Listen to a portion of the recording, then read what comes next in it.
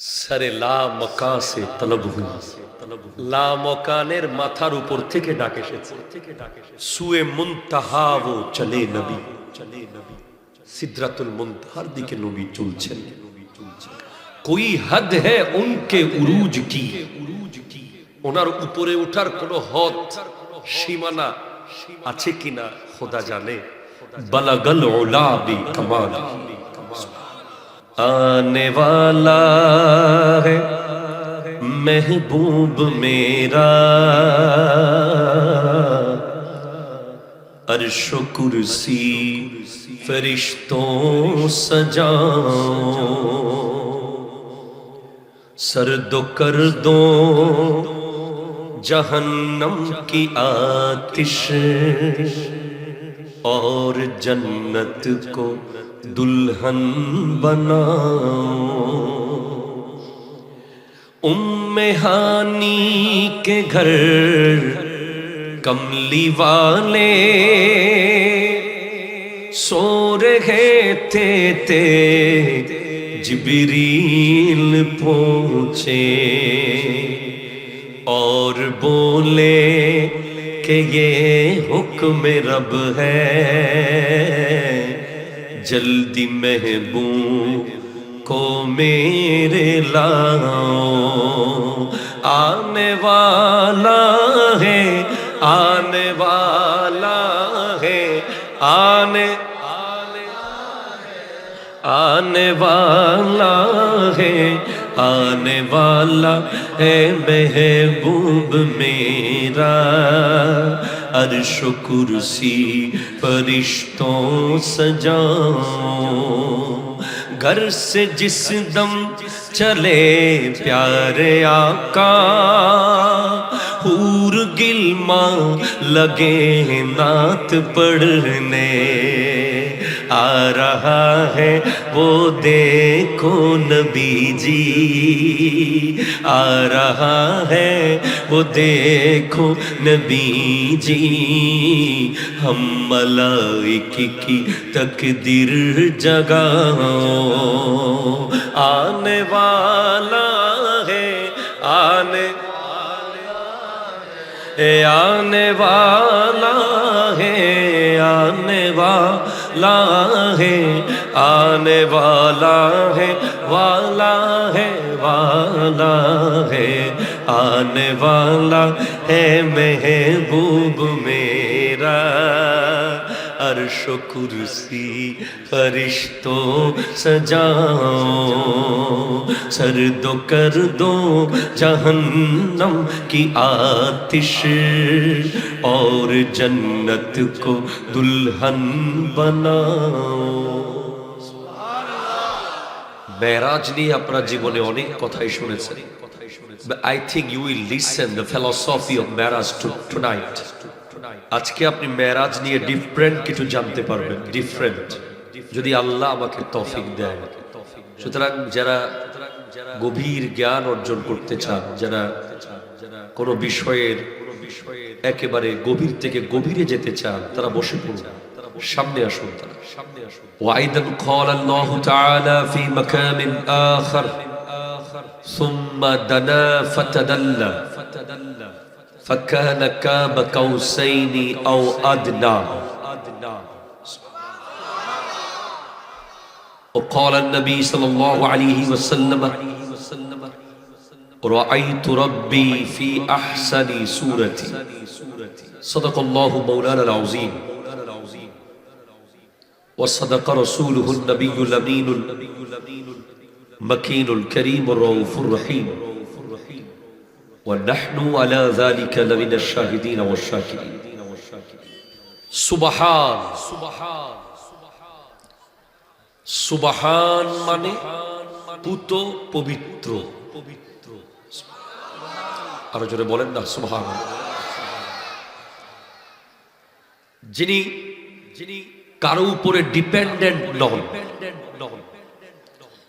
যিনি কারো দেওয়া শক্তি নিয়ে চলেন না, যিনি নিজে নিজেই সবকিছুর মালিক, যিনি নিজে নিজেই সর্বে সর্বা, যিনি নিজে নিজেই ক্ষমতাবান, প্রজ্ঞাবান, শক্তিশালী, পুত পবিত্র, উনি হলেন সুবহান। আরো জোরে বলেন সুবহানাল্লাহ। প্রথমে সুবহান শব্দ বুঝলেই ইকু অফ করো, ইকু লো বাড়াও, লো সাউন্ড বাড়াও। সুবহান শব্দটি প্রমাণ করে যে আল্লাহ চাইলে আমার নবীকে একবার না, এক রাতের ভিতরে 1 কোটি বারও মেরাজ করাতে পারে। এই কথা সুবহানের ভিতরে আছে। এরপরে আল্লাযী, যিনি আসরা সায়ের করিয়েছে। আমি যখন আমার বাড়ি ছেড়ে 48 মাইল দূরে যাই, তখন আমি মুসাফির হয়ে যাই। আমাদের দেশের এক বক্তাকে শ্রোতারা জিজ্ঞেস করছে যে কসরের নিয়ম কি। উনি বলতেছেন কসর মানে তো উম্মুল কাজা। নাউজুবিল্লাহ, জোরে বলবেন না। আবার উম্মুল কাজা এই শব্দ কোত্থেকে এলো? উম্মুল কাজা মানে কাজার মা। কাজার আবার মা আছে না বাপ আছে এটা আমরা জানি না। এটা আমরা বলি মতো ওমরি কাজা। ওমর বয়স, জীবনের কাজা। তো কাজার সাথে কসরের কোন সম্পর্ক নাই। কাজা তো কাজা, কসর তো কসর। ঠিক কিনা বলেন? কিন্তু আপনি দেখবেন যে এটা কিয়ামতের আলামত। ফাফতু বিগাইরি ইলমিন ফাদাল্লু ওয়া আদাল্লু। তারা ইলম ছাড়া ফতোয়া দেবে, তারা নিজেই পথভ্রষ্ট হবে, মানুষকে পথভ্রষ্ট করবে। কসর হলো সফরে যখন আমরা যাই, আসর, এশা, জোহর, এই 4 রাকাত বিশিষ্ট নামাজগুলো যেগুলো ফরজ নামাজ, ওগুলো আমরা 2 রাকাত পড়ব। কেউ যদি কসর চলাকালীন, সফর চলাকালীন সময়ে সফরের ভেতরে যদি কারো নামাজ কাজা হয়ে যায়, সে যদি সফরের মধ্যেই কাজা করে তাহলে 2 রাকাত কাজা করবে। কিন্তু সফর ছেড়ে বাড়িতে এসে যদি কাজা করে সফরের নামাজ, তাহলে 4 রাকাত পড়তে হবে। এরপরে সফরের ভিতরে মুসাফির কখন 4 রাকাত পড়বে? যদি ইমাম যদি মুকিম হয়। ইমাম কি হয়? স্থায়ী বাসিন্দা, ওখানকার এলাকার ইমাম হলে মুক্তদি তখন 4 রাকাত পড়বে সফরে থাকলেও। আর যিনি সফর করছেন উনি যদি ইমামতি করেন, তাহলে উনি 2 রাকাত ইমামতিতে পড়াবেন, বাকি 2 রাকাত মুসল্লিরা নিজে নিজে উঠে পড়ে নেবে। এগুলো হলো সফরের কসরের মাসলা, বেসিক। এগুলো বেসিক, এতটুকু জানলেই যথেষ্ট। আমার নবী মসজিদে হারাম থেকে মসজিদে আকসা 1474 kilometre according to Google map.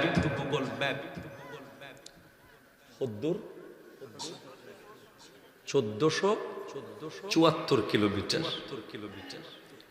সেখান থেকে মসজিদে আকসা থেকে লামকান 7000 বছরের রাস্তা। সেখান থেকে সিদরাতুল মুনতাহা থেকে, না, মসজিদে আকসা থেকে সিদরাতুল মুনতাহা 7000 বছর। সেখান থেকে আবার লামকান, লাজমান, ওখানে কতটুকু রাস্তা খোদা জানে, নবী জানে। এই বিশাল পথ পরে আগে মসজিদে হারম থেকে মসজিদে আকসা, এটাকে বলা হয় ইসরা। সেখান থেকে ৭ আসমান পার করে সিদরাতুল মুনতাহা, এটাকে বলা হয় ইরাজ। সেখান থেকে লামকান, এটাকে বলা হয় মেরাজ। একটু জোরে বলবেন না?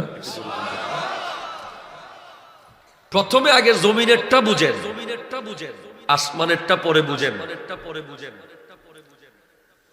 আমি ৪৮ মাইল গেলে মুসাফির হয়ে যাই, আর আমার নবী ১৪৭৪ কিলোমিটার এলেন। আল্লাহ সফর বলেন নাই, সায়ের বলেছেন। মাল ফরকু বাইনা সফরে ওয়াস সায়ের। সফর হলো নিজের এলাকা ছেড়ে অন্যের এলাকায় যাওয়া, আর সায়ের হলো নিজের এলাকায় নিজে ঘুরা। আপনার বাড়িতে আপনি ঘুরবেন, আপনার জমিতে আপনি ঘুরবেন, আপনার এলাকায় আপনি ঘুরবেন, এটা সায়ের। এটাও ভ্রমণ, আর অন্যের জায়গায় যাবেন, এটাও ভ্রমণ।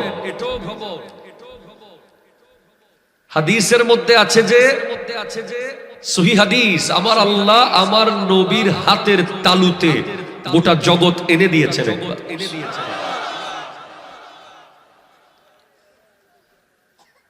আমার নবী তো অনেক উপরের ব্যাপার স্যাপার, যেখানে শেখ সুলতান সৈয়দ আব্দুল কাদের জিলানী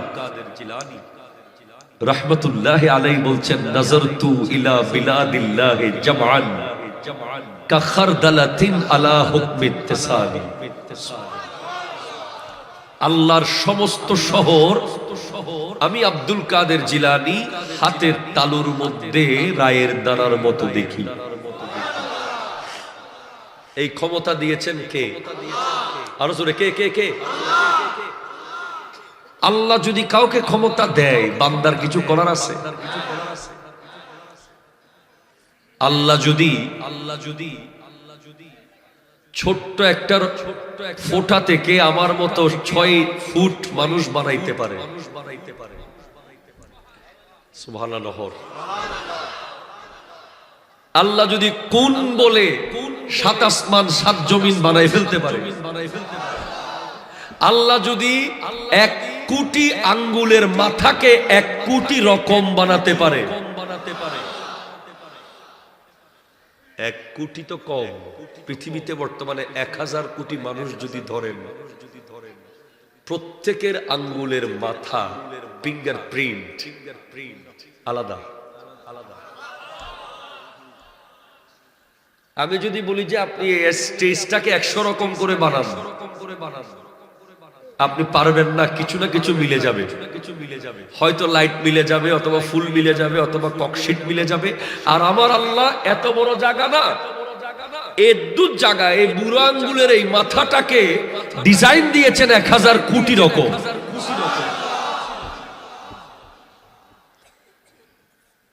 তাও তো আমি জমিনে যারা আছে তাদের কথা বলছি, যারা অলরেডি দুনিয়া থেকে চলে গেছে, যারা আসবে।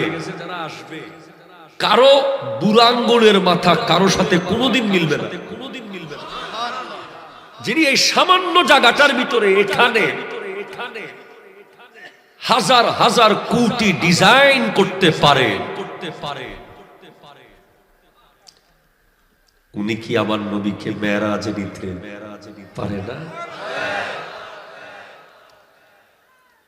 যদি কেউ ইসরাকে অস্বীকার করে, সে মূলত আল্লাহর ক্ষমতাকে অস্বীকার করবে। কথা বলে না, ঠিক কিনা? কথা বলে না। যদি কেউ মেরাজকে অস্বীকার করে, সে বুঝাতে চাচ্ছে যে আল্লাহর এত ক্ষমতা নাই। নাউজুবিল্লাহ। এজন্য মেরাজকে অস্বীকার করার কোনো সুযোগ নেই। তাহলে আসেন যাই নবী সফরে যান নাই, বাড়ি ছেড়ে ৪৮ নিজের এলাকায় নিজে গিয়েছে। তখন গোটা জগৎটাই নবীর এলাকা। যদি বলেন কেন? কারণ আমাদের দেশের এক বক্তাকে ইন্নামা আমরুহু ইযা আরাদা শাইয়ান আন ইয়াকুলা লাহু কুন ফায়াকুন। আল্লাহ যখন কোনো কিছুর ইচ্ছা করে, আল্লাহ তার কুদরতের ইচ্ছাটাকে বলে কুন, আবার ওটা তখন হয়ে যায় ফায়াকুন। জোরে বলেন সুবহানাল্লাহ। আল্লাহ সর্বপ্রথম কোন জিনিসটাকে কুন বলেছে না বাপ আছে, এটা উত্তর কুনের ভিতরে আছে। কালাম মানে কালামুল্লাহ, নূর মানে নূরে মুস্তাফা। জীবনের কাজার সাথে বছরে আল্লাহ কালাম করেছে, কোন সময় কাজারে কাজা নূরে মুস্তাফা। যখন আল্লাহ ছিলেন একা, দুকানজান মুখিয়ান ফাআরাদা আন আযহারা ফাখালাকাল খালকা লিআযহারা ওয়া আদাল। আল্লাহ ছিলেন গুপ্ত ধনভাণ্ডার, তারা ইলম ছাড়া ফতোয়া দেবে। আল্লাহ চাইলেন যে নিজেকে প্রকাশ করবেন, তখন আল্লাহ সর্বপ্রথম আমার নবীকে সৃষ্টি করেছেন। সফরে যখন আমরা যাই মারহাবা, তাহলে এর পরে আসতেছে আসমান, জমিন, সাগর, ফেরেশতা, নবী, গ্রহ, নক্ষত্র, লৌহ, কলম। আমরা 2 রাকাত পড়ব। আমার নবীর আগে কিছুই ছিল না। সফর খোদা থা और মুস্তাফা को बनाया। যদি কারো নামাজ কাজা হয়ে যায়, তাহলে যদি সফরের মধ্যেই কাজা করে, তাহলে 2 রাকাত কাজা করে তৈরি হলো। কিন্তু সফর ছেড়ে বাড়িতে এসে যদি কাজা করে সফরের নামাজ, তাহলে 4 রাকাত নবীর সামনেই গোটা জগৎটা তৈরি হলো। এরপরে এইজন্য হুয়াল সফরের ভিতরে মুসাফির কখন 4 রাকাত পড়বে? যদি ইমাম যদি মুকিম যাহিরু ওয়াল বাতিন, জোরে বলেন সুবহানাল্লাহ। আমার নবী সবার আগে এলাকার ইমাম এসেছেন, সবার পরে মুক্তদি তখন 4 রাকাত পড়বে সফরে থাকলে। আর প্রশ্ন হলো, যিনি সফর করছেন উনি যদি ইমামতি করেন, নিলেন নবীকে আল্লাহ, তাহলে উনি 2 রাকাত ইমামতিতে পড়াবেন, বাকি 2 রাকাত বিআবদিহি বান্দাকে নিয়েছি করে নেবে। আল্লাহ তুমি যদি বলে দিতা সুবহানাল্লাযী আসরা বিনাবিয়িহি, তাহলে তো বেসিক কিছু বলার, এতটুকু জানলেই যথেষ্ট। মুহাম্মাদুর রাসূলুল্লাহ সাল্লাল্লাহু আলাইহি ওয়াসাল্লাম। আল্লাহ তুমি আবদিহি কেন বললা? ইল্লাল্লাহ, বলে আব্দুর শব্দের ভেতরেই আছে যে আমার নবী স্বপ্নে যান নাই, আমার নবী ঘুমের ভিতরে যান নাই, আমার নবী সশরীরে মেরাজে গিয়েছেন।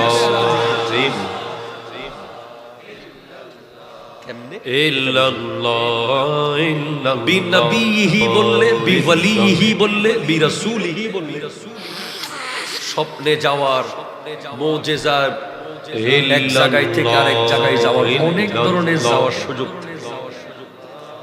যেমন আপনি জানেন শেখ সুলতান সৈয়দ আব্দুল কাদের জিলানী রাহমাতুল্লাহ আলাইহি একবার প্রায় 70 জন ইফতারের দাওয়াত দিয়েছিল একদিনে। হুজুরের সবার দাওয়াত কবুল করে নিছে গাউস পাক।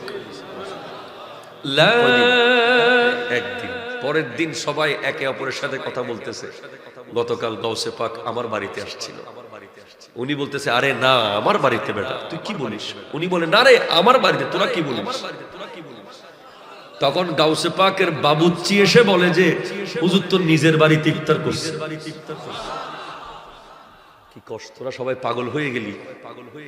চল তাইলে গাউসে পাকের কাছে যাই, জিজ্ঞেস করি উনি আসলে বলুক উনি কোথায় গেছে। তখন গাউসে পাক বলছেন যে তোমাদের প্রশ্নের উত্তর ওই গাছের মধ্যে আছে। উনজুর ইলা শাজার।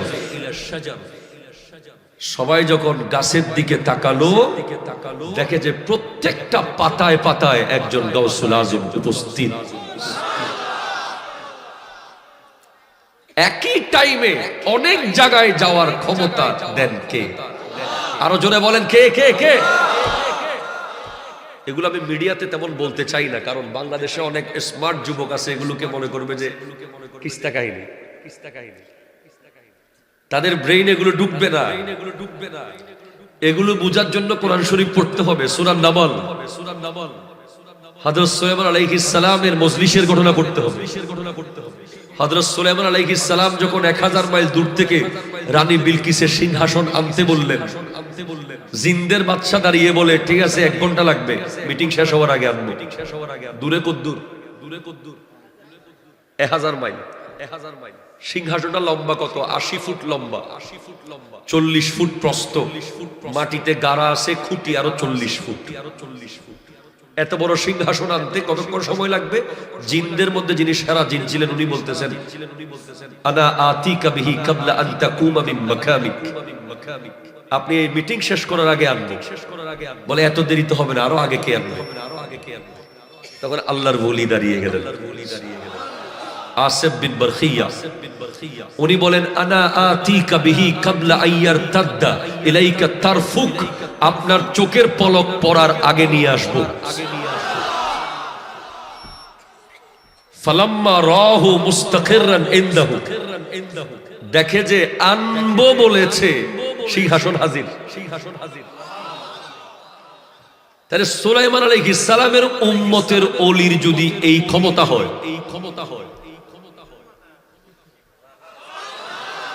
উত্তর আমি কেন দেব ভাই? কোরআন শরীফ দিচ্ছে উত্তর। আমি সবসময় আমার ওয়াজে বলি, আল্লাহ তাআলা প্রায় সময় কোরআনে রোল নম্বর 3 এর প্রশংসা করেন। এক একটা আপনি বুঝে নিবেন। এখানে কাছে বেশি স্কুল কোনটা আছে? একটা স্কুলের নাম বলেন আপনাদের আশেপাশে। পশ্চিম গুনাগুড়ি হাই স্কুলের রোল নম্বর 3 যিনি, আপনি বলছেন এর মতো ব্রিলিয়ান্ট পোলা নাই, ট্যালেন্ট, আরে বাপরে বাপ, 80 প্রত্যেক খাতায়। তখন আরেকজন বলে, কি রে 3-এর যদি এই অবস্থা হয়? ঠিক কিনা? বলো না।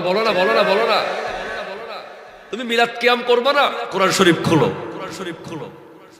আল্লাহ অন্য সব নবীদের ক্ষেত্রে দাঁড়িয়ে দাঁড়িয়ে কিয়াম করাচ্ছে, তুমি চোখ অন্ধতায় দেখতেছো না। কোরআনে আয়াত আছে, সালামুন আলা ইব্রাহিম, সালামুন আলা ইলিয়াসিন, সালামুন আলা মুসা ওয়া হারুন, সালামুন আলাল মুরসালিন। এই আয়াতগুলো যখন সামনে রমজান মাসে পড়বে, ইমাম সাহেব তারাবিতে, পিছনে মুসল্লিরা কি তখন বসে যাবে? কথা কয় না, বুঝে যাবেন না হলে? তাহলে আপনি দাঁড়িয়ে দাঁড়িয়ে কি পড়তেছেন? উনি কি বলতেছে, আপনি কি অনুসরণ করতেছেন? উনি বলতেছেন, ইয়া ইব্রাহিম সালাম আলাইকা, ইয়া মুসা সালাম আলাইকা, ইয়া ইলিয়াস সালাম আলাইকা। সমস্ত রাসূলদের সালাম দিচ্ছেন ইমাম সাহেব দাঁড়িয়ে দাঁড়িয়ে তারাবির ভিতরে। এরা সবাই রোল নম্বর 2, 3, 4, 5, 6, 7। রোল নম্বর 1 এর অবস্থা কি আপনি বুঝে নেন। রোল নম্বর 2, 3, 4, 5 কে যদি নামাজে দাঁড়িয়ে দাঁড়িয়ে সালাম দিতে হয়, রোল নম্বর 1 কে তো সব সময় সালাম দিতে হবে দাঁড়িয়ে দাঁড়িয়ে। নবী জিন্দানা মুরদানা উযুবিল্লাহি মিন যালিক যারা প্রশ্ন করে তাদেরকে বলেন না। কোরআন বলছে, কি বলছে? তোমরা শহীদদেরকে মৃত বলিও না। আয়াতটা লা তাকুলু লিমান ইউকতালু ফালা তাকুলু লিমান ইউকতালু ফি সাবিলিল্লাহি আমওয়াত। মুখেও বলিও না, আবার কলবকে তালা মেরেছেন, ওয়ালা তাহসাবান্নাল্লাযীনা কুতিলু ফি সাবিলিল্লাহ। যারা আল্লাহর রাস্তায় শহীদ হয় তাদেরকে মরা ধারণাও করিও না। মরা বলিও না, ধারণাও করে। তাহলে আমি একটু দেখি রোল নম্বর কত। রোল নম্বর দেখি, শহীদের রোল নম্বর কততে আছে দেখতেছি। মাইয়ুতিল্লাহ ওয়ার রাসূলা ফাউলাইকা মাআল্লাযীনা আনআমাল্লাহু আলাইহিম মিনান নাবিয়্যিনা ওয়াস সিদ্দীকিনা ওয়াশ শুহাদা। রোল নম্বর কত? 3 যদি জিন্দা হয়, এক কি মরা হবে? আব্বু কথা বলো, এক কি মরা হবে? বুঝে না। তাহলে আপনি কি বুঝলেন? আব্দুন। আল্লাহ তুমি আব্দুন কেন বললা, বান্দা কেন বললা? কারণ বলেছে এজন্য, কারণ 2 হাত 2 পা 2 চোখ 2 কান। নবী হওয়ার জন্য এই জিনিসের প্রয়োজন হয় না। আরো জোরে বুঝার পরে জোরে বলবেন। এখন আগে প্রস্তুতি নেন। নবী হওয়ার জন্য 2 হাত লাগে না, 2 পা লাগে না, 2 চোখ লাগে না, 2 কান লাগে না। কয় কি কোন কেমনে? কারণ এই জগতে 2 হাত 2 পা প্রথম বডি হলো হযরত আদম আলাইহিস সালাম। এর আগে এরকম বডিওয়ালা কেউ ছিল না, ওনারটাই প্রথম মানবীয় আকৃতির শরীর। তো আমার নবীকে জিজ্ঞেস করা হচ্ছে মাথা ওয়াজাবাত লাকান নবুয়া, নবীজি ইরশাদ করছেন ওয়া আদামু বাইনার রূহি ওয়াল জাসাদ, আরেক জায়গায় ওয়া আদামু বাইনাল মা'i ওয়াত তিন। এরপর নবীজি ইরশাদ করছেন ইন্নী ইনদাল্লাহি মাকতুবুন খাতামুন নাবিয়্যিনা ওয়া ইন্না আদামা লামুনজাদিলুন ফি তিনাতিহি সাউখবিরুকুম বিআফযালি আমরি দাওয়াতু ইব্রাহিমা ওয়া বাশারাতু ঈসা ওয়া রুইয়া উম্মি আল্লাতী রাআত হিনা ওয়াদাআতনি ওয়া قد خرج لها نور اضاءت لها منه قصور الشام। বলে আদম যখন খামিরের ভেতরে পানি আর মাটি মিক্স হচ্ছে মাত্র, এখনো বডি হয় নাই, তখনও আমি নবী। তাহলে যদি বিনবীহি বলে বোঝা যাবে যে শরীর নিয়ে যায় নাই। বিওয়ালিহি বললে বলে একজন তো বহু জায়গায় থাকতেই পারে, ঠিক কিনা কথা বলে না। বিআবদিহি, আব্দুন যিনি, এটা র র র মানে ইন্ডিয়ার এজেন্ট রয় বেন, যে কোনো একটা বস্তুকে প্লিজ এদেরকে একটু বাসায় পাঠান। এটা ট্র্যাডিশনাল কোনো ওয়াজ মাহফিল, এটা আপনারা কি মনে করেছেন? একটা ক্লাসরুম হচ্ছে, আমরা যাও প্লিজ, অল অফ ইউ গো।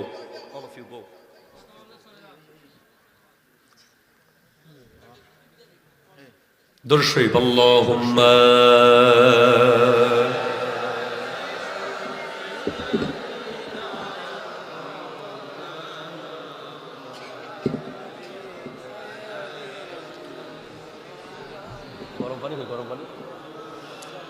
সুবহানাল্লাহ ওয়ালহামদুলিল্লাহ লা ইলাহা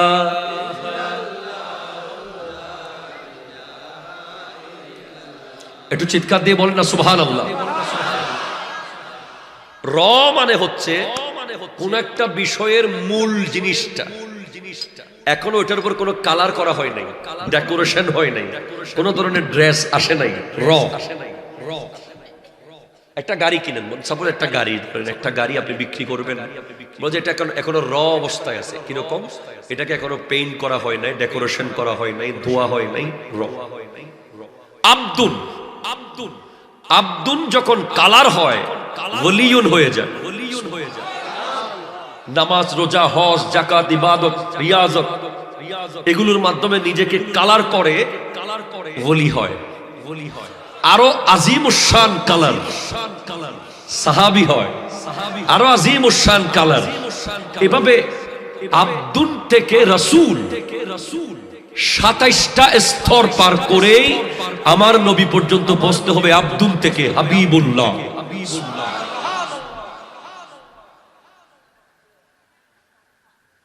আমরা মাস্টার্স পাসটা বলি আর কি সবাইকে, ক্লাস 1ও পাস করছে এটা আমরা বলি না। কথা বুঝেন নাই? যারা আমার নবীকে নিজের মতো বলে, ভাইয়ের মতো বলে, নবীকে আমাদের কাতারে নিয়ে আসতে চায়, তারা বুঝতে চায় যে উনি তো আব্দুল, আব্দুহু ওয়া রাসূলুহু।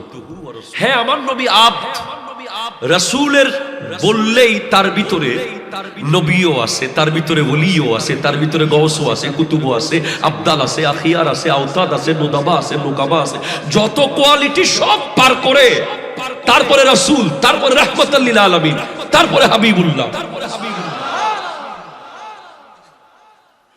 তো আপনাকে যদি আমি বলি ভাই আপনি কি পাস, আপনি কি এইভাবে বলবেন? আমি 1 পাস করেছি, মাস্টার্সও করেছি। 1টা বলার দরকার নাই তো, মাস্টার্স বললে বোঝা যাচ্ছে উনি অবশ্যই 1 পাস করে এসেছেন। তো আমাদের আর তাদের পার্থক্য এটাই, তারা বারবার 1টাতে নিয়ে আসতে চায়, আমরা বারবার মাস্টার্সটা দেখাই দিতে চাই। পার্থক্য এই জায়গায়, আমরা নবীজিকে মহব্বত করি।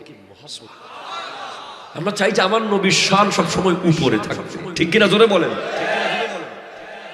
তো আল্লাহ এখানে আব্দুন বলেছেন, যিনি দুই হাতওয়ালা, দুই পাওয়ালা, দুই চোখওয়ালা, যেটা দুই কানওয়ালা, যে স্ট্রাকচার, এটা সশরীরে মেরাজ গিয়েছে।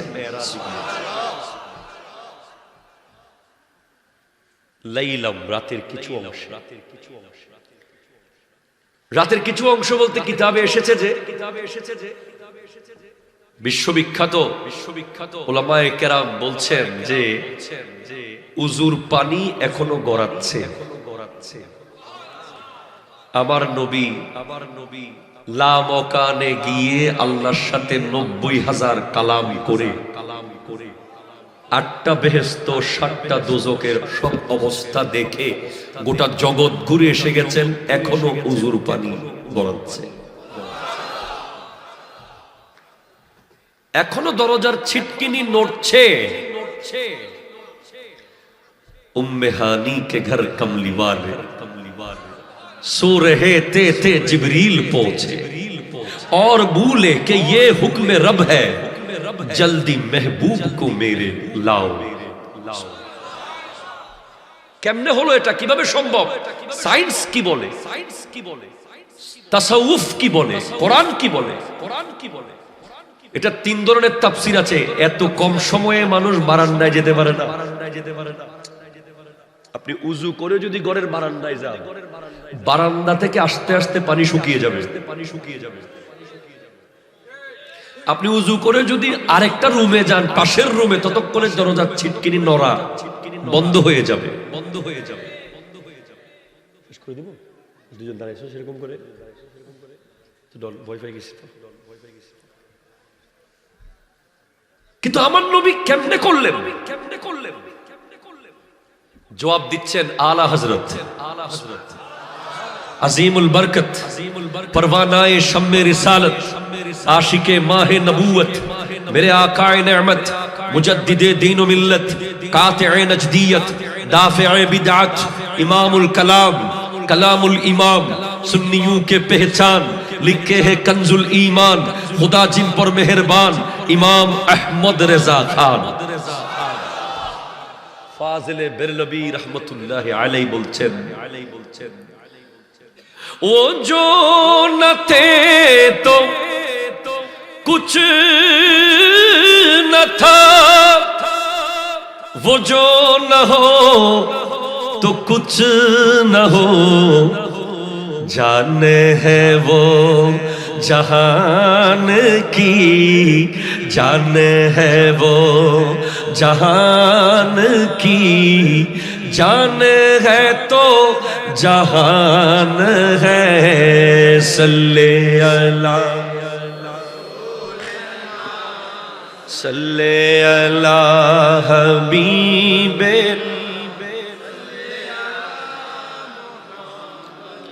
सल्ले अला रसूले,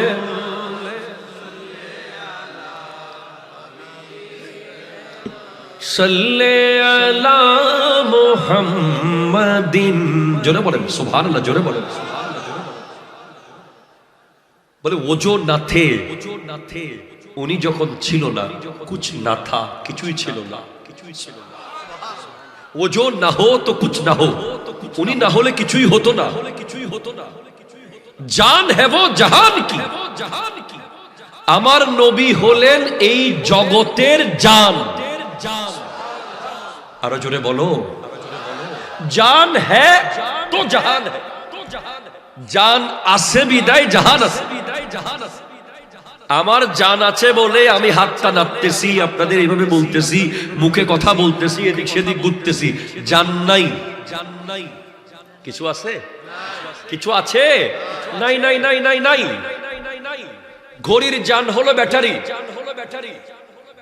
ঠিক কিনা বলেন? 11টা 20। এখন আমি ঘড়ির ব্যাটারি খুলে ফেললাম, 100 বছর পরে আবার ব্যাটারি দেব, কয়টা বাজবে? আপনি জোরে বলেন না। 11টা 20। পৃথিবীর জান আমার নবী, আরো জোরে বলো না। জান যখন উপরে চলে গেছে, জাগাত গোটা পৃথিবী থেমে গেছে, গড়ির মতো। আরো জোরে বলো, আরো জোরে বলো। আবার যখন জান ফেরত এসেছে,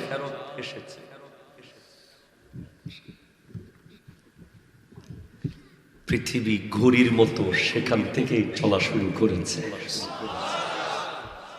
এটা একটা। আরেকটা হলো নিউটনের সূত্র হচ্ছে গ্র্যাভিটি, গ্র্যাভিচুয়াল ফ্যাক্ট, মধ্যাকর্ষণ শক্তি। আপনি উপরের দিকে মারবেন, পড়ে যাবে। এটাই মধ্যাকর্ষণ শক্তির প্রভাব। মধ্যাকর্ষণ শক্তিকে যদি বিমান বাংলাদেশ এয়ারলাইন্স এর বোয়িং 777 যদি ভেদ করে উঠে যেতে পারে, মধ্যাকর্ষণ শক্তিকে যদি এমিরাটস ভেদ করে উঠতে পারে, এটাকে যদি রাফাল যুদ্ধ বিমান এটাকে ভেদ করে যদি উঠে যেতে পারে, আমার নবীর বোরাক কি উঠতে পারে না?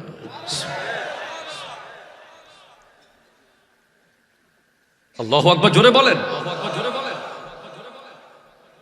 আইনস্টাইনের সূত্র হলো টাইম ট্রাভেল। ধরেন দুজন ব্যক্তি জন্মগ্রহণ করেছে, একজন পৃথিবীতে আছে আর একজন আকাশে চলে যাচ্ছে। একসাথে যমজ ভাই মনে করে। পৃথিবীতে যে আছে সে পৃথিবীর গতিতে আছে, আকাশে যে যাচ্ছে সে আলোর গতিতে যাচ্ছে। আলোর গতি, আলোর গতি এত স্পিড। 10 বছর পরে ওর বয়স 10, যে পৃথিবীতে আছে তার। আর যে আলোর গতিতে 10 বছর গেল, তার বয়স একদিনও হয় নাই, যখন গেছে তখনই। 1 সেকেন্ডে 1,86,000 মাইল যায়। আল্লাহু আকবার নাই। আলো যদি এত দ্রুত যেতে পারে, আলো সৃষ্টি হয়েছে আমার নবীর নূর থেকে।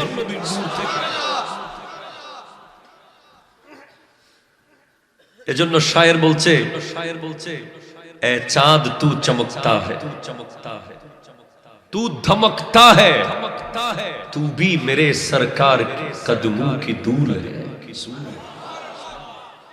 তুই চাঁদও তো আমার নবীর কদমের ধুলা নিয়ে, সূর্য তুইও তো আমার নবীর কদমের ধুলা নিয়ে। আচ্ছা গেলেন লা মকান, আল্লাহ আপনি বলে দিতেন সুবহানাল্লাযী আসরা বিআবদিহি লাইলাম মিনাল মসজিদিল হারামি ইলাল আরশিল মুআল্লা ইলা সিদরাতিল মুনতাহা। আপনি মসজিদে আকসা কেন বললেন?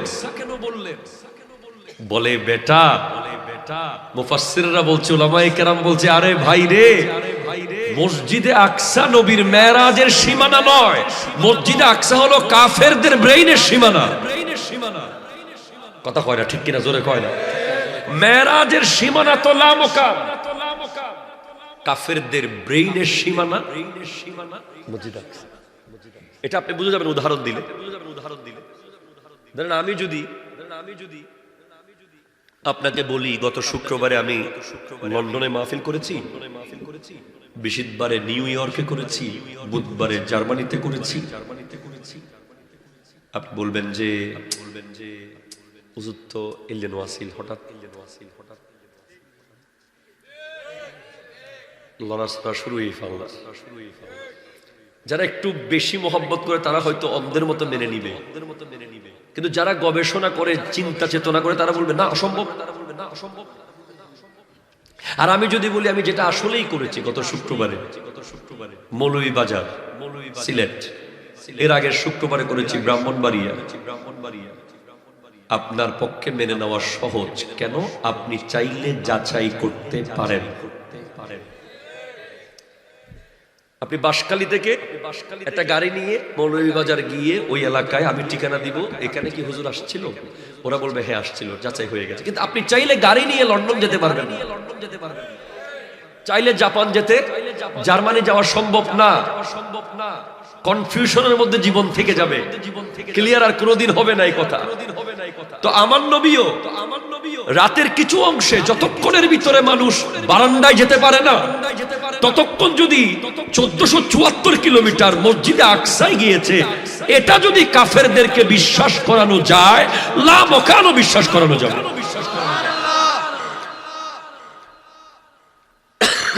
এজন্য আল্লাহ মসজিদে আকসা বলেছে।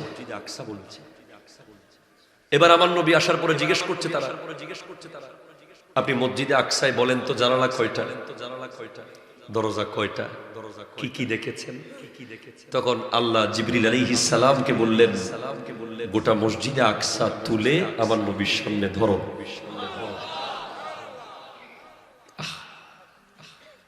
কোন নবীর উম্মত আপনি?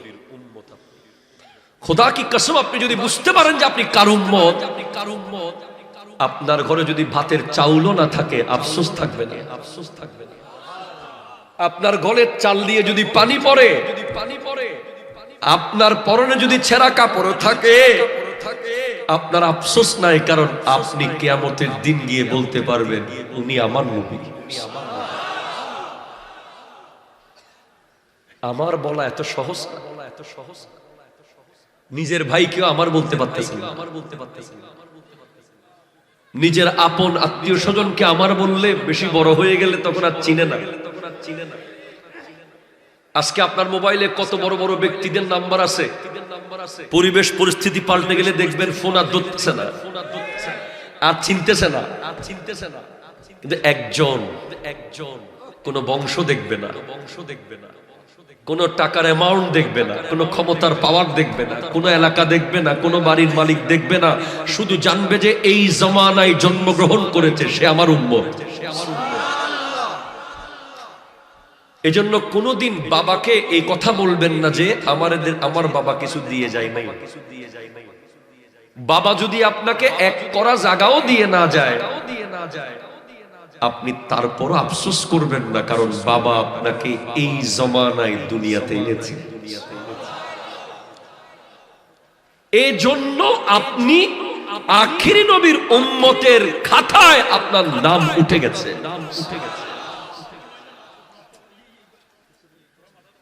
কষ্ট হচ্ছে আপনাদের? তাহলে বলেন আমার নবী যে গেলেন মেরাজে, ওরা জিজ্ঞেস করছে আমাদের এই কাফেলা কোথায় আছে? বলে এটা জি তাওয়াতে আছে। ওই কাফেলা কোথায় আছে? বলে ওটা বেতেলহেম আছে। এবং তখন হযরত আবু সুফিয়ান রাদিয়াল্লাহু তাআলা মেরাজের পরপর উনি রোমান সম্রাটের দরবারে ওনাকে তলব করলেন, হিরোক্লিয়াস। মেরাজের ঘটনার পর রোমান সম্রাটের কাছে আমার নবী ইসলামের দাওয়াত পাঠিয়েছেন। তখন হিরোক্লিয়াস বলে ঠিক আছে, ওই আরবের ওনার আশেপাশে একটা লোককে খুঁজে বের করো, ওনার সম্পর্কে একটু জিজ্ঞেস করি। তখন খবর পেলেন যে মক্কা থেকে সেখানে আবু সুফিয়ান রাদিয়াল্লাহু তাআলা ব্যবসার জন্য গেছেন, ওনাকে ডাকেন। বলে আপনার এলাকা থেকে একজন দাওয়াত দিচ্ছে নবী, ওনার ব্যাপারে আপনার মতামত কি? তখন হযরত আবু সুফিয়ান রাদিয়াল্লাহু তাআলা ইসলাম কবুল করেন নাই।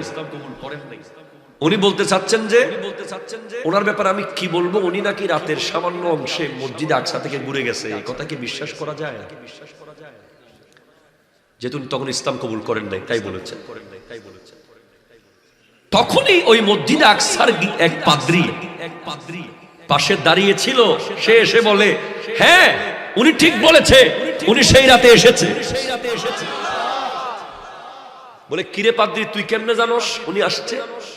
কয় আমি জানি যে, কারণ প্রতিদিন আমি মসজিদে আকসার দরজা জাস্ট টাইম বন্ধ করে যাই। সেদিন রাতে যখন আমি দরজা বন্ধ করতে চাচ্ছিলাম, আমি সমস্ত শক্তি দিয়ে চেষ্টা করেছি যে মসজিদে আকসার দরজা বন্ধ করব, দরজাকে আমি এক চুল নাড়াতে পারি নাই। এমনকি আমি অনেক বন্ধু বান্ধব এলাকার লোকজন ডেকেছি, হয়তো আমার শক্তি দিয়ে পারতেছি না, সবাই মিলে বহু ধাক্কাধাক্কি করলাম, দরজা নড়ে না, মনে হচ্ছে উপর থেকে আসমান নিচের থেকে জমিন চাপ দিয়ে ধরে রেখেছে দরজা। তখন আমি বুঝতে পারলাম যে এই দরজা বন্ধ হবে না। আজকে রাত্রে হয়তো কেউ একজন এখানে আসবে।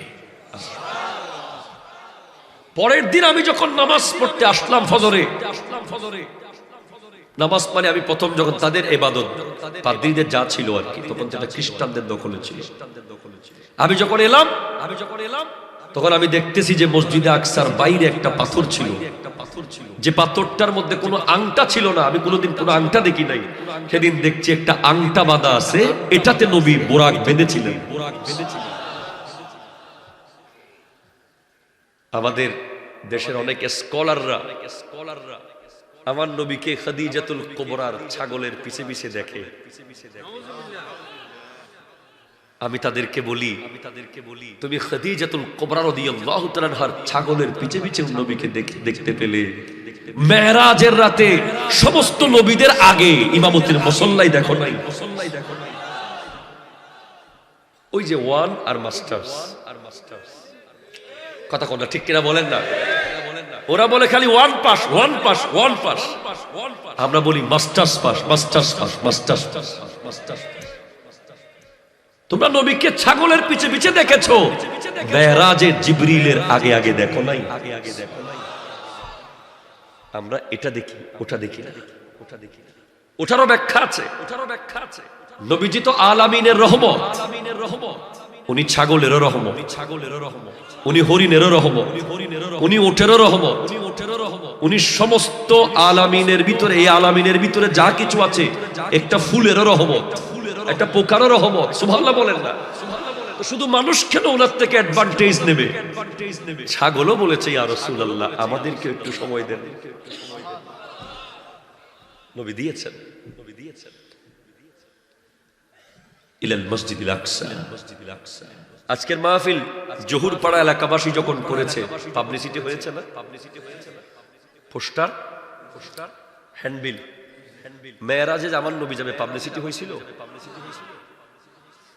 পোস্টার হয়েছিল, হোয়াটসঅ্যাপ, মেসেঞ্জার, ফেসবুক, সমস্ত নবীরা কিভাবে জেনে গেল সেদিন নবী যাবে? বোকা আর কত পাগলামি করবি? এলমে গায়েব, এলমে গায়েব, এলমে গায়েব, এলমে গায়েব, নাই নাই নাই, এই পাগলামি আর কতদিন করবি?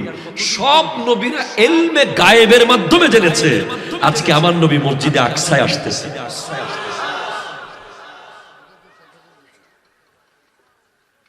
সবাই আগে থেকে হাজির। আচ্ছা এবার বলেন তো, মরা মানুষ কি আবার নামাজ পড়তে ওঠে? মুর্দা কি নামাজে যায়? তাহলে বোকার কত বলবি নবী মরে গেছে? নাউযুবিল্লাহি মিন যালিক। আরে বেটা, সমস্ত নবীরাই জিন্দা কবরে। কেউ আমার নবীর আগে 1000 বছর আগে দুনিয়া থেকে পর্দা করেছে, কেউ 2000 বছর আগে, কেউ 500 বছর আগে, এইভাবে করে দুনিয়া থেকে পর্দা করেছে। সব নবী কবর থেকে উঠে জিন্দা মসজিদে আকসার কাতারে দাঁড়িয়েছে নামাজ। রোল নম্বর 2 যদি জিন্দা হয়, রোল নম্বর 2 এর কাছে যদি এলমে গায়েব থাকে, কথা বলেন না ঠিক কিনা? বুঝে না, বুঝবে কেমনে? এগুলো না বুঝার জন্য বহু প্ল্যান চলছে। আজকে আপনি ইরানকে দেখেন, আপনি আফগানিস্তানকে দেখেন, আপনি ফিলিস্তিনকে দেখেন, আপনি ইরাককে দেখেন, আপনি পাকিস্তানের দিকে তাকান, উত্তর আপনার সামনে হাজির হবে। যেসব দেশের ভিতরে ইহুদি খ্রিস্টানরা তাদের কালচার ঢুকাতে পারে নাই, ইহুদি নাসারারা তাদের প্ল্যান ঢুকাতে পারে নাই, তাদের তাহজিব তামাদ্দুন ঢুকাতে পারে নাই, সেসব দেশকে তারা মেরে ফেলতেছে। আর যেসব দেশে এগুলো ঢুকাইতে পারছে, ওদেরকে তারা গুলিও মারবে না, একটা বুলেটও, একটা পাথরও মারবে না। আমাদের বাংলাদেশে ইহুদি নাসারারা সমস্ত কালচার ঢুকিয়ে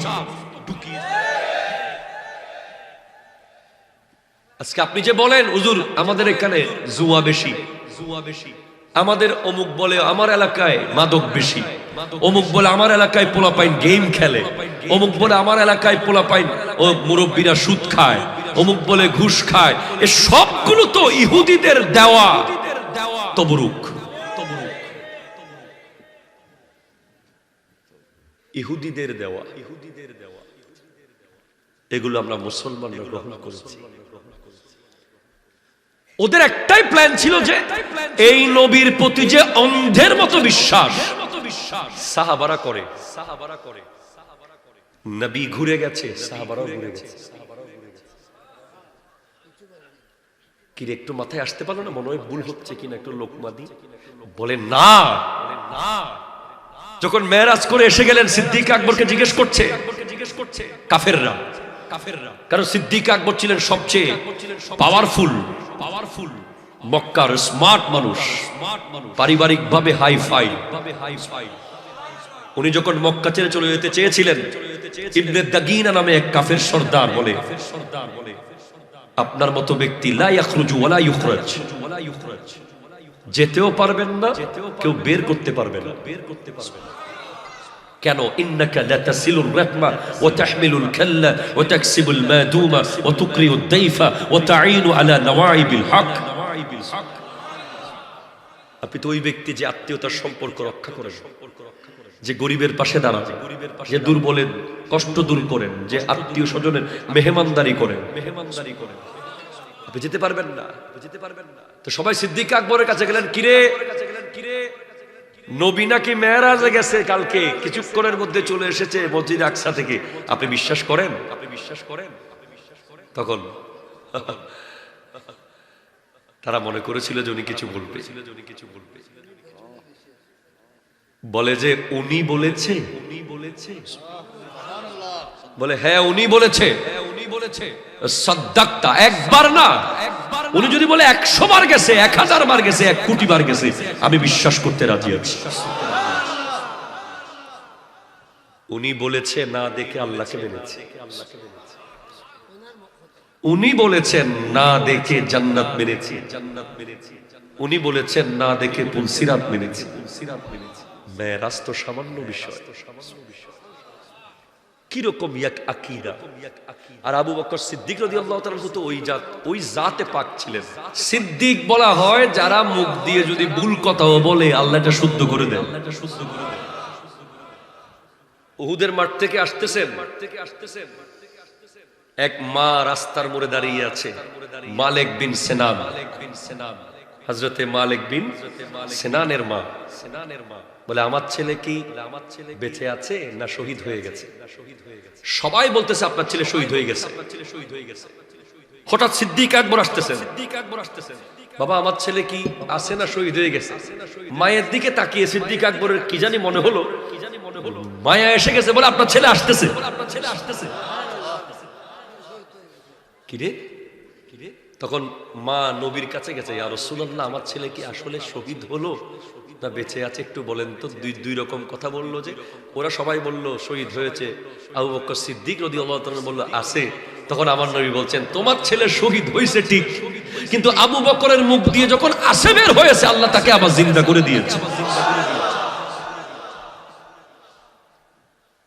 যখন আমার নবী মেরাজ করে আসতেছেন, জিবরিলকে জিজ্ঞেস করছেন, ভাই এগুলো কি সব ওরা বিশ্বাস করবে? বলে ইউসাদ্দিকুকা আবু বকর ওয়া সিদ্দিক। আপনাকে একজন প্রথমে বিশ্বাস করে ফেলবে, যিনি আবু বকর, যার নাম সিদ্দিক। উনি যখন মায়ের পেটে ছিলেন 6 বছর বয়সে, ওনার আব্বা আবু কুহাফা ওনাকে একটা মূর্তির ঘরে ঢুকিয়ে দিয়েছিলেন। বলে হাযা ইলাহাতুকা সুম্মুল উলা ফাসজুদ লাহা, এটা বড় খোদা, এটাকে তুমি সিজদা করো। বয়স তখন 6 বছর বয়সের ছেলে কি বুঝে? সিদ্দিক আকবর বলেন ঠিক আছে আব্বা আপনি যান, আমি দেখতেছি এটা। তখন বলে ইন্নী জাইউন ফাতইমনি, মূর্তিকে বলছে আমি ক্ষুধার্ত, খাবার দাও। কোন আওয়াজ? এবার বলে ইন্নী আরিন ফাকসিনি, আমার গায়ে কাপড় নাই, কাপড় দাও। কোন আওয়াজ? নাই। এবার বলে লাউ কুনতা ইলাহান ফামনা নাফসাক, যদি আপনি খোদা হন তাহলে নিজেকে হইল বাঁচান। আমার তো খাবারও দেন নাই, কাপড়ও দেন নাই। এবার একটা পাথর নিয়ে মাথায় মারলো আর মূর্তির মাথা ভেঙে গেল। এরপরে বাবা এসে দেখে রেগে মেগে যখন মারতে চাইলো, মা বলে খবরদার, এই ছেলেকে মারা যাবে না। কেন? এই ছেলে যখন আমার পেটে ছিল তখন আমি অদৃশ্য এক আওয়াজ শুনতাম, ইয়া আমাতাল্লাহি আলা তাহকিক আবশিরি বিল ওয়ালিদিল আতি ইসমুহু ফিস সামায়ে সিদ্দিক লি মুহাম্মাদিন সাহিবুন ওয়া রফিক।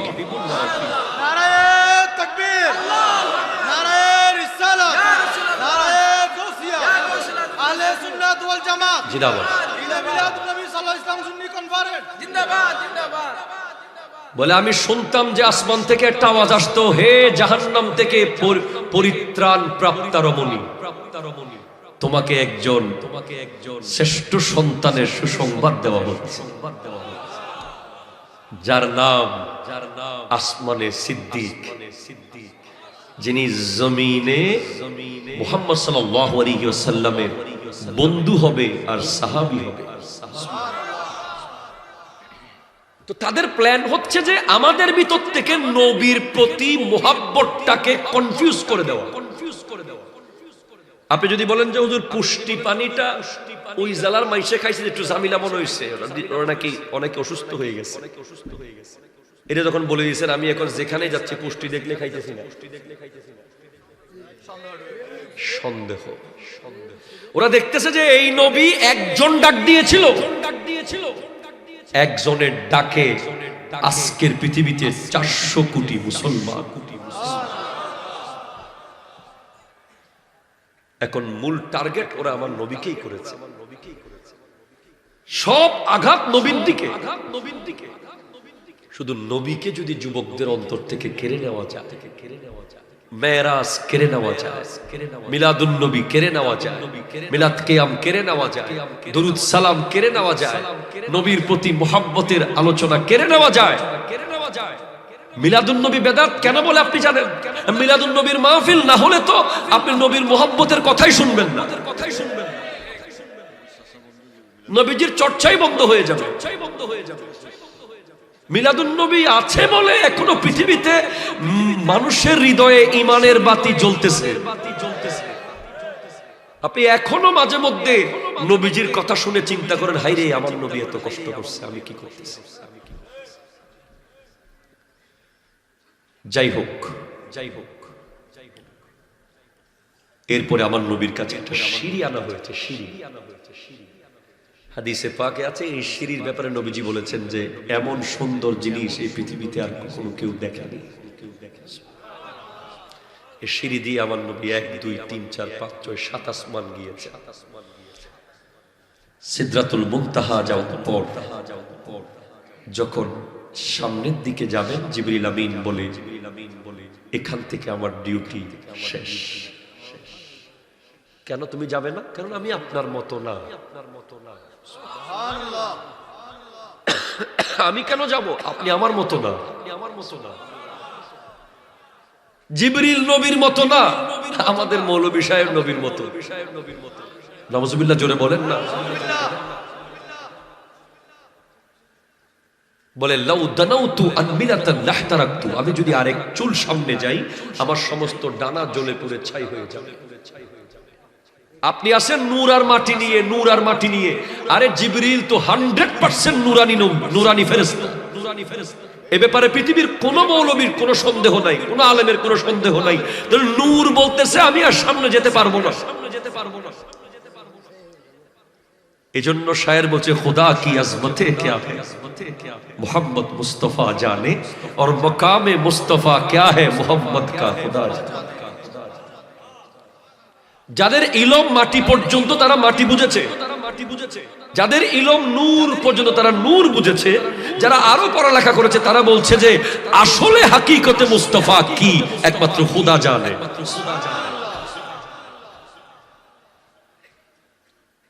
যাওয়ার পর মাঝখানে অনেক কথা, সুম্মাদানা ফাতাদাল্লা ফাকানা কাবা কাউসাইনি আও আদনা, 2 ধনুক পরিমাণ কাছে।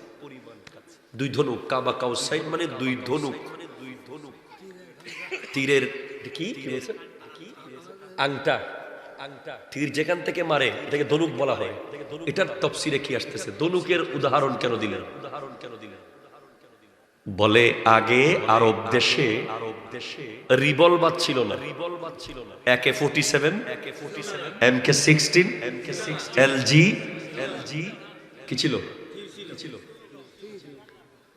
তো যখন দুই গ্রামের মধ্যে যুদ্ধ হতো, দুই এলাকার মধ্যে মারামারি হতো, তখন মাঝখানে একজন বিচার যে করে দিত, সে দুই নেতার দুইটা ধনুক এক হাতে নিতেন। দুই নেতার দুই ধনুক এক হাতে নিয়ে তীর মারতেন একটা। বলতেন যে আজকে গুনাগরির ধনুক আর জলদির ধনুক দুইটা হইতে পারে, তীর কিন্তু একটা। আপনি এখনো বুঝেন নাই? গুলি দুইটা, বুলেট কিন্তু। তার মানে তোমরা আর আমরা এখন এক হয়ে গেলাম। তোমাকে কেউ মারলে আমি জবাব দেব, আমাকে কেউ মারলে তুমি জবাব দিবা। তো বলে হাবিবের ধনুক আর আল্লাহর ধনুক এক। ইন্নাল্লাযীনা ইউযুনা আল্লাহ ওয়া রাসূলা লা'নাহুমুল্লাহু ফিদ দুনিয়া ওয়াল আখিরাহ ওয়া আ'আদ্দা লাহুম আযাবান মুহিনা মান ইউতি'িল্লাহ ওয়ার রাসূলা আতিউল্লাহ ওয়া আতিউর রাসূল। হাবিব, আপনার আর আমার ধনুক দুইটা হলেও বুলেট কিন্তু, তীর কিন্তু। আপনাকে যদি কেউ কষ্ট দেয় জবাব দিবে আল্লাহ। দুই ধনুক পরিমাণ কাছে। সর্বশেষ কথা, আপনি যদি আজকের বাংলাদেশের প্রধান উপদেষ্টার সামনে 3 মিনিট সময় পান, আপনি কি আপনার চাচার কথা বলবেন ওখানে? ভাইয়ের কথা বলবেন? ঘরের কথা বলবেন? সামান্য একজন উপদেষ্টার সামনে গেলে আপনি তাড়াতাড়ি চাইবেন যে 3 মিনিটে আমরা নিজের কথা বলবো। আর আমার নবী আল্লাহর সামনে দাঁড়িয়ে সেখানেও বলতেছে আমার উম্মত, আমার উম্মত। আল্লাহ আমার উম্মতকে একটা সালাম দেন।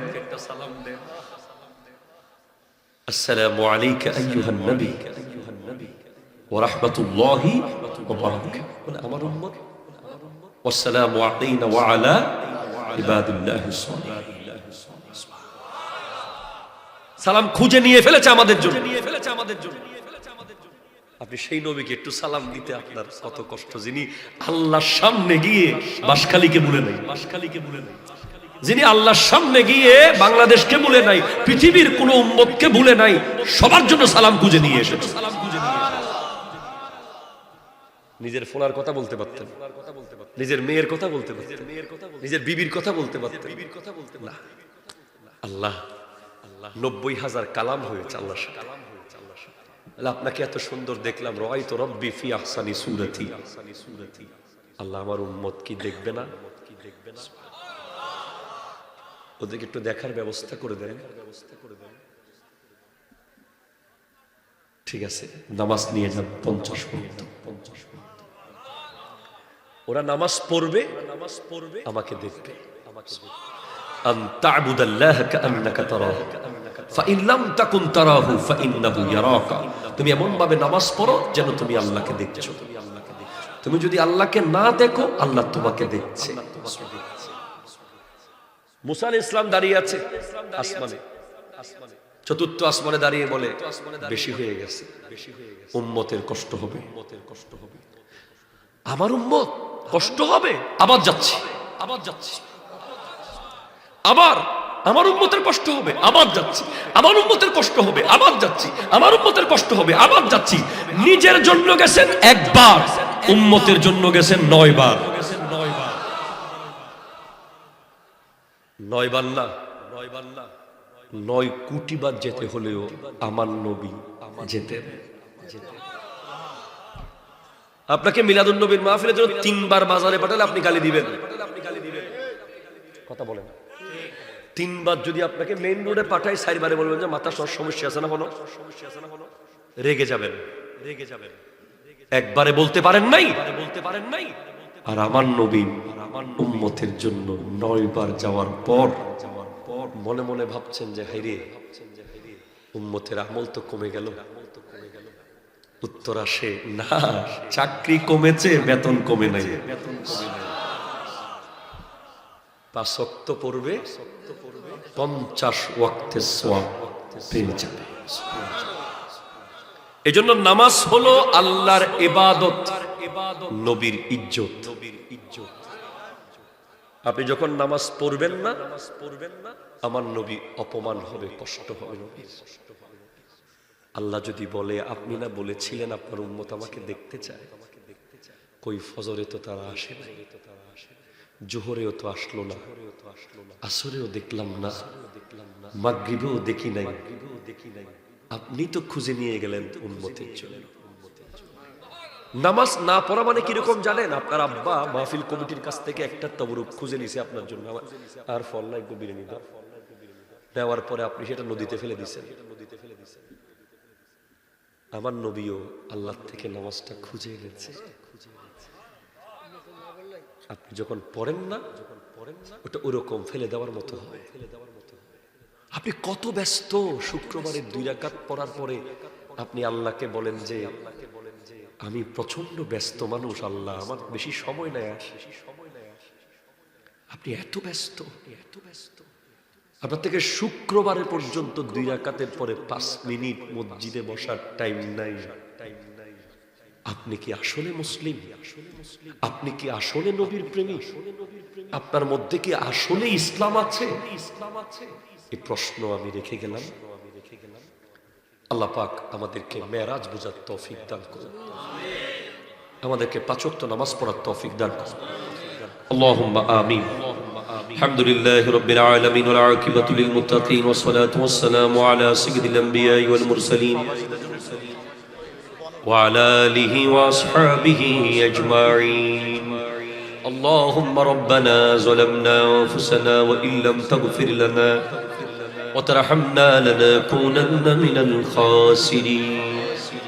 ربنا آمنا فاغفر لنا ذنوبنا وكفر عنا سيئاتنا وتوفنا مع الأبرار يا عزيز يا غفار يا رب العالمين. اللهم ربنا وارزقنا إيمانا كاملا ويقينا صادقا وقلبا خاشعا وعملا متقبلا وتوبة نصوحا وتوبة قبل الموت وراحة عند الموت ومغفرة بعد الموت والفوز بالجنة والنجاة من النار والعفو عند الحساب يا رب العالمين. या इलाही रहम फरमा मुस्तफा के वास्ते, या रसूल अल्लाह करम कीजिए खुदा के वास्ते।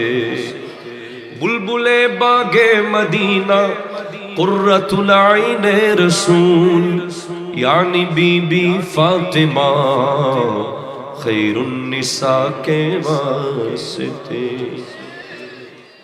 আল্লাহ জহুরপাড়া এলাকাবাসী ও প্রবাসীদের বৃন্দের ব্যবস্থাপনায় আজকের আজিম ও শান মাহফিলকে তুমি কবুল করো। আল্লাহ যেদিন থেকে এই মাহফিলের নিয়ত করেছে সেদিন থেকে আজকের দিন পর্যন্ত ইচ্ছায় অনিচ্ছায় জানা অজানায় যত ভুল ত্রুটি হয়েছে সমস্ত ভুল ত্রুটি ক্ষমা করে দাও। সওয়াবগুলোকে লক্ষ কোটি গুণ বাড়িয়ে দিয়ে আমার নবীজির রওজা সোনার মদিনায় পৌঁছিয়ে দাও। নবীজির ওয়াসিলায় সমস্ত আম্বিয়া, সকল সাহাবা, আহলে বাইত রাসূলের সকল সদস্যগণ, আজওয়াজে মুতাহহারাত, উম্মাহাতুল মুমিনিন গণের রওজায় সওয়াব পৌঁছিয়ে দাও। আল্লাহ বিশেষ করে গাউসুল আজম শাইন শাহ বাগদাদ, খাজা চৌরবি সিরিকুটি, আল্লামা তৈয়ব শাহ কিবলা, খাজা গরিব নওয়াজ, বাহাউদ্দিন নকশবন্দ, মুজাদ্দিদে আল-ফিসানি, শিহাবুদ্দিন সুহরওয়ার্দী, শাহজালাল, শাহ পরান, শাহ মানত, মোল্লা মিসকিন, গরিবুল্লাহ শাহ, ইয়াসিন আউলিয়া, মোহসিন আউলিয়া, বিশেষ করে হযরতে সৈয়দুল হক শাহ রাহমাতুল্লাহ আলাইহির রওজায় সওয়াব পৌঁছিয়ে দাও। আমাদের কারো মা কবরে, কারো বাবা কবরে, কারো ভাই বোন আত্মীয় স্বজন কবরে আছে, আল্লাহ প্রত্যেকের কবরকে জান্নাতের বাগান বানিয়ে দাও। লিবাসকে জান্নাতে লিবাস করে দাও, হুর গিলমানকে খাদেম করে দাও। আল্লাহুম্মা রাব্বির হামহুমা কামা রাব্বায়ানি সগীরা। আল্লাহ আমার প্রবাসী ভাইদের প্রবাস জীবন সুখময় করে দাও, তাদের প্রবাসে চাকরি বাকরি ব্যবসায় বরকত দান করে দাও। আল্লাহ আমাদেরকে ক্যান্সার থেকে রক্ষা করো, হার্ট অ্যাটাক থেকে রক্ষা করো, ব্রেন স্ট্রোক থেকে রক্ষা করো, কিডনি লিভারের রোগ থেকে রক্ষা করো, ফুসফুসের রোগ থেকে রক্ষা করো, ব্রেইনের রোগ থেকে রক্ষা করো। আল্লাহ হাসপাতালের বিছানায় মরণ দিও না, আল্লাহ রোড অ্যাক্সিডেন্টে মরণ দিও না।